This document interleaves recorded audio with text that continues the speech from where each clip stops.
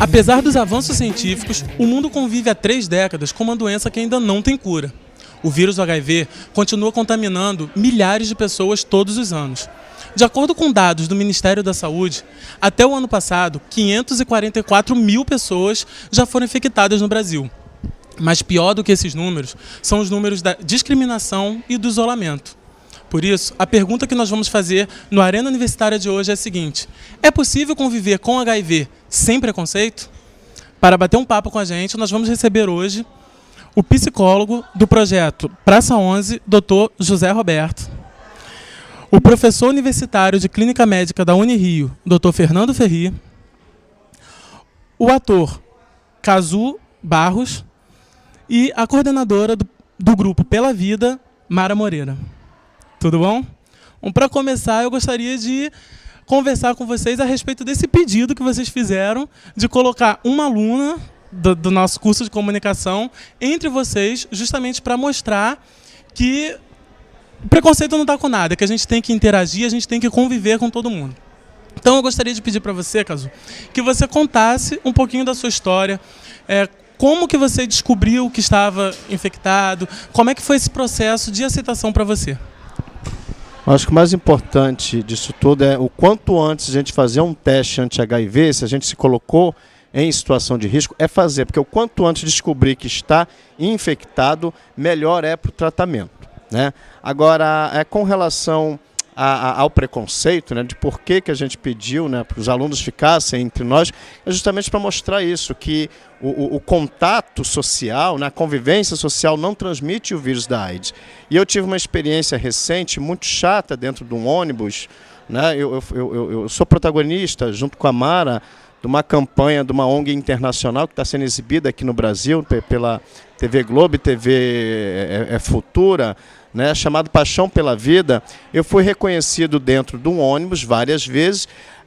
Uma vez a pessoa se retirou do meu lado, ela olhou para mim, olhou de novo, se retirou, né? E uma segunda vez a discriminação foi pior, porque eu fui agredido fisicamente, verbalmente e colocado para fora de dentro do ônibus, isso em 2010, cidade Rio de Janeiro, né, Copacabana, Zona Sul. A gente vê o quanto ainda as pessoas têm preconceito em conviver com a pessoa vivendo com AIDS, né? Então isso é para mostrar que os alunos aqui da UVA não têm preconceito e que não é possível de forma alguma você contrair o vírus da AIDS através de contatos, simples contatos, né, de convivência. E no seu caso pessoal, porque você é soropositivo, como é que foi o teu processo de descoberta? Você aceitou a doença desde o primeiro momento? Conta um pouquinho pra gente como é que foi essa tua experiência, pessoal. Bom, eu descobri que eu tenho HIV em 1990, eu já vou fazer 21 anos que eu vivo com HIV, eu tinha 17 anos, eu contraí da minha primeira namorada, né, que eu a conheci num show de rock. E naquela época, por exemplo, mulher não transmitia AIDS dentro da teoria, né, da sociedade e de informações equivocadas. Foi difícil para ela, porque ela sofreu muito até descobrirem que ela tinha AIDS. E após o diagnóstico dela, né, eu descobri também, um médico solicitou que eu também fizesse o teste anti-HIV. Então eu fiz o teste anti-HIV e deu positivo. Para aceitação, acho que até hoje é difícil você aceitar, né? Antigamente era difícil você aceitar porque você não tinha tratamento, você não tinha nenhuma perspectiva de vida. Hoje em dia, com os avanços, né, da medicina, você tem o coquetel, mas é difícil justamente aceitar, né, a conviver com a doença, justamente por causa do preconceito. E a gente sempre usa uma frase que o preconceito mata muito mais do que o próprio HIV. Hoje em dia é possível você viver com HIV, mas com preconceito não é possível conviver com preconceito e muito menos viver com preconceito.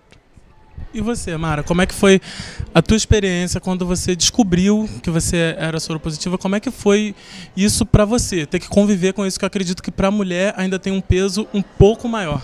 Sim, eu descobri 3 meses depois do meu casamento. Apesar de ter feito os exames pré-nupciais, não foi pedido o exame anti-HIV, por acharem o médico que eu estava fora do grupo de risco, né? Porque era uma mulher, não tinha tido uma relação sexual, era virgem e evangélica, então totalmente fora do grupo de risco, né? Mas não pensava ele em relação ao meu noivo, né? Meu noivo é homem, a sociedade se impõe que tem que ter vários parceiros antes do casamento. Então, meu esposo, ele era infectado e não sabia, como tantas outras pessoas hoje ainda não sabem, porque ainda não desenvolveram o HIV. Então, quando ele veio a desenvolver, através de uma pneumonia, ele veio a descobrir ser soropositivo, e isso foi 3 meses depois do nosso casamento. Então, tínhamos tido já a nossa primeira relação sexual, e 3 meses depois foi pedido o meu, e isso foi em 94. O resultado positivo não foi muito fácil naquela época, porque se tinha pouca informação em si. Meu esposo, infelizmente, veio a falecer 1 ano e 4 meses depois. Então, eu fiquei aos 19 anos, viúva, sem entender muito, porque no 2º grau você não tem muita informação do que é o HIV, como passa, como não passa, quem tem o HIV, quem não tem, onde procurar ajuda. Então, foi bem difícil na época ter esse diagnóstico. Foi onde que eu procurei o Grupo Pela Vida e lá tive total apoio sobre esse tema, e hoje sou ativista por isso. Se encontrou, né? Doutor José Roberto, mas isso, infelizmente, não é o que acontece com a maioria das pessoas. Qual é o principal problema que o senhor detecta lá no consultório, lá no seu local de trabalho, com as pessoas quando elas recebem a notícia que elas estão infectadas? Qual é a principal barreira que elas têm para iniciar o tratamento? Bom, inicialmente é o próprio impacto, né, de você receber um resultado que no seu dia a dia, quando você tem um resultado positivo do banco, é porque você tem dinheiro na conta, né? Ou quando um casal recentemente casados e a mulher vai fazer seu exame de gravidez, tem seu resultado positivo, quer engravidar, então é uma alegria imensa. Agora imagina você representar esse resultado positivo quando diz que você tem o vírus HIV. É um resultado positivo muito diferente desse que no dia a dia o cidadão está acostumado, né? É um resultado positivo, porém não agradável. Então isso já é um impacto. E nesse impacto vem carregados de muitas emoções, como medo, culpa, onde foi que eu errei, a solidão, o que será da minha vida, quanto tempo de vida eu tenho. Aí vem carregados também das perguntas mais clássicas, né? O que eu posso me alimentar, se eu posso me exercitar, se eu posso casar, se eu posso ter filhos, qual é o meu futuro? Então, é uma sobrecarga muito grande por um momento que ele está recebendo esse diagnóstico e, ao mesmo tempo, são milhares de perguntas que vêm ao mesmo tempo e você não vai ter resposta de imediato. Agora eu gostaria de saber do professor Fernando Ferri quais são os principais mitos, professor, em relação ao contágio da doença que terminam aumentando o preconceito. A AIDS ela surge aqui no Rio de Janeiro em 1983, numa época que a mídia pejorativamente chamava de peste gay. E fizeram, por exemplo, na época um estudo em São Paulo, viam que tinha um condomínio perto de um cemitério e que ali tinha muitos casos de AIDS e falavam que as formigas saíam dos caixões, iam para os açucareiros e contaminavam as pessoas, que o mosquito contaminava a pessoa e que tinha que enterrar as pessoas em caixões lacrados e que deveriam colocar roupas isoladas e colocar os doentes no isolamento.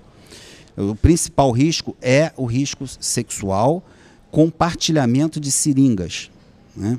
Esses, hoje em dia, são os 2 principais métodos de transmissão do HIV. Então, toda relação sexual, ela tem que ser feita com preservativo.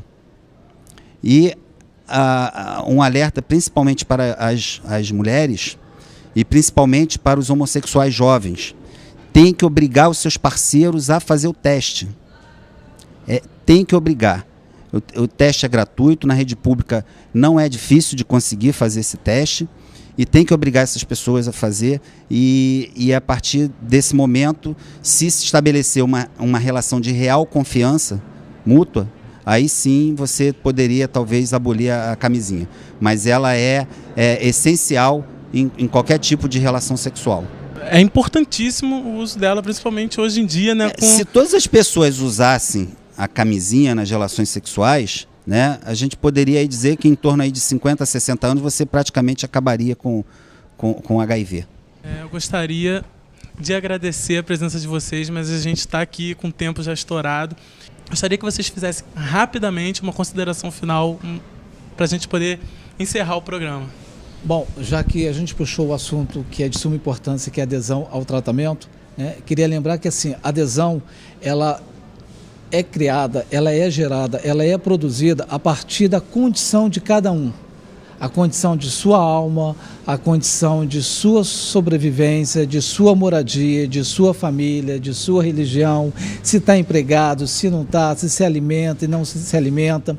Então, realmente, a adesão ao tratamento é o grande reforço para a qualidade de vida do soro positivo. Bom, o preconceito contra a pessoa que tem o HIV está errado. As pessoas têm que ser mais solidárias e têm que entender que essa doença ela só é contagiosa se for através do ato sexual sem o uso correto do preservativo. Bom, para você não sofrer preconceitos, para você não ter problema com medicamentos que são altamente tóxicos, são muitos medicamentos que a gente tem que tomar por dia, você pode escolher usar a camisinha masculina ou a camisinha feminina e trocar uma ou outra, né, uma camisinha masculina ou a feminina, por tudo isso. Você faz a sua escolha, ou usa a camisinha, ou tome o resto da sua vida esse bando de medicamentos que causam muitos efeitos colaterais e é difícil aderi-los. Foi bom estar com vocês, estar aqui tocando sobre esse tema. O Grupo Pela Vida é uma ONG AIDS que está com portas abertas para todas as pessoas que se descobrirem soropositiva, tirarem todas as dúvidas. Nós temos lá grupos de apoio para você que se descobrir ser soropositivo, pode estar nos procurando. Então, muito obrigada. Eu gostaria de agradecer a sua companhia, agradecer por você ter ficado aí com a gente, porque a nossa conversa hoje foi bastante esclarecedora. Muito obrigado e quero terminar parabenizando a Mara e o Cazu pela coragem de vocês de colocar a cara diante da TV e mostrar para todo mundo que é possível sim, com respeito, com coragem e determinação, driblar todos os problemas que aparecem na vida, inclusive o HIV. Parabéns a vocês. E você aí, muito obrigado mais uma vez e até a próxima. Tchau, tchau.